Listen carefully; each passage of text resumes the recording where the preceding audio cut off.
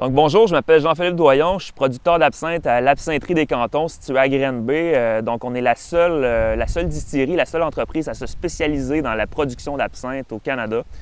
Donc voilà, moi je suis un passionné d'absinthe depuis plusieurs années. J'ai même fait un stage d'études sur la route de l'absinthe en France et en Suisse il y a quelques années.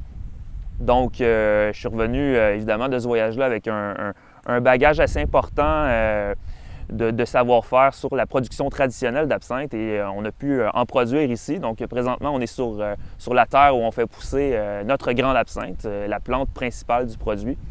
Et puis donc c'est cette plantation qui va nous servir pour la production d'absinthe tout au long de l'année. Donc l'absinthe, c'est une plante qui est excessivement amère. Donc c'est pas quelque chose qui est très bon nécessairement naturellement comme ça. Donc c'est vraiment important de la distiller. C'est à peu près la seule chose qu'on peut faire avec ça, ou peut-être des tisanes là, si on est courageux. Mais l'absinthe, une fois distillée, offre vraiment une palette de goût intéressante. On va venir contrebalancer son amertume avec des plantes comme l'anis étoilé ou le fenouil. C'est pour ça qu'on dit que l'absinthe est une boisson anisée. Donc, contrairement à la croyance populaire, c'est pas un alcool qui rend fou ou qui fait halluciner. C'est vraiment un produit de dégustation comme les autres. Par contre, on retrouve quand même un léger effet stimulant en raison de la plante. Il y a une molécule qui s'appelle la thuone qui est présente naturellement dans la grande absinthe. Puis ça va donner ce léger effet stimulant qui diffère des autres alcools. Mais ce n'est pas une drogue ou ce n'est pas un alcool qui est dangereux contrairement à ce qu'on croit. Donc ici, on a la récolte grande absinthe qui est la plante principale qui se retrouve dans nos absinthes. Qui sèche en fait durant 3 à 4 mois. Là. Elle est entièrement sèche présentement, elle est prête à décrocher. Donc la raison pourquoi on la met ici, tête en bas, dans la grange, c'est pour vraiment retirer toute humidité, pour qu'on puisse ensuite la broyer et l'utiliser tout au long de l'année dans notre production. Donc une fois qu'on a fait sécher notre grande absinthe et qu'on l'a décroché, qu'on l'a broyé, on va utiliser également les 12 autres plantes qui sont contenues dans l'absinthe, dont celle-ci qui est la verveine.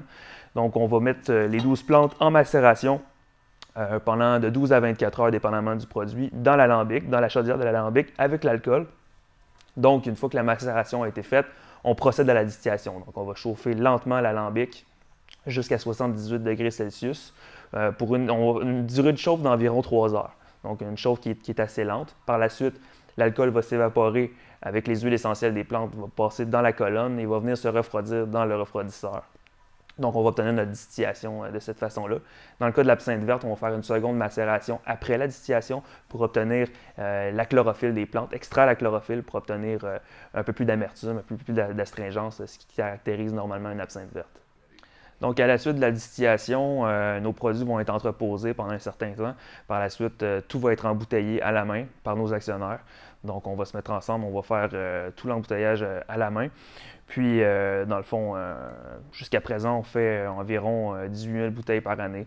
Donc là, ici, on a l'absinthe verte et l'absinthe blanche, qui sont nos deux produits principaux.